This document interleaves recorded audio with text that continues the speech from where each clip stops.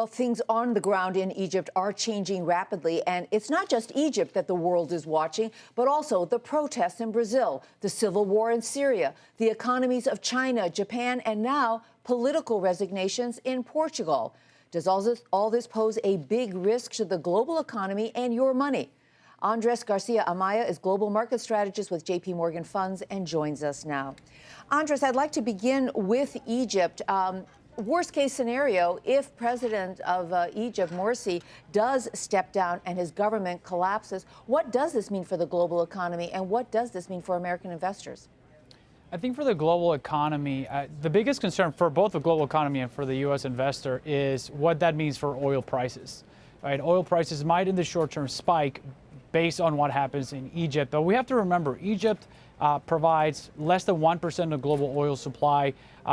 So from that perspective, you might see a spike, but there are other players like Saudi Arabia that actually will open the taps and increase supply. So I think in the short term, this does create volatility, not only in the oil market, but obviously in the equity markets here in the United States. Andres, when you get this kind of instability in major countries, and Brazil is a major economy, but we also see instability in Istanbul, in Turkey, and now in Egypt, does that change the attitude of investors globally to take on risk?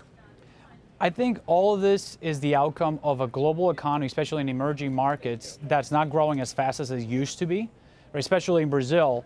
A lot of the complaints is about corruption, but guess what? Corruption has been around for a very long time. The issue is now that the economy is not growing as fast as it used to, right? So I think this is a result of that. So sure, it does create some volatility in the short term. The good news is that even in places like Brazil, the fact that people are bringing these issues to the forefront does help in the longer term for them to actually have to address it as politicians. Well, investors have been told for such a long time that the emerging markets is where all the growth is, and now you're seeing these scary headlines of what's going on in this broad array of countries. So what are you telling your clients? I mean, what strategic changes, if any, should investors be doing right now with their portfolios? And on the flip side of it, are there any opportunities out of all of these crises? Sure. Yeah, great question, Susie. And I think you framed it perfectly, because I don't think this is a time to make strategic changes, right? When there is volatility, when there is uncertainty, I think the key is to stick to the plan. My biggest concern is that investors are going to go to cash, which I think, by the way, is the most risky thing you could do, because that's a sure way of not meeting your goals in the long term to retirement. Right? So you cannot get there with 1.7% annualized return over the last decade, which is what you got on cash, right? So you have to stay invested. You have to stay the course. Let's look at the second and third largest economies in the world and get your perspectives first on China and what's going on there, and then Japan. Sure.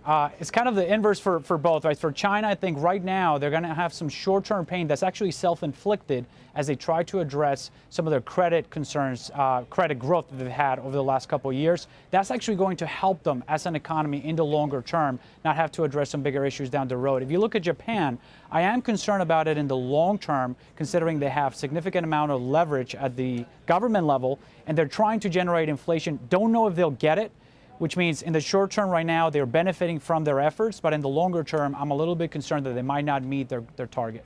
All right, fascinating information. Andres, thank you so much as always. Andres Garcia-Amaya, he's global market strategist with JPMorgan Funds.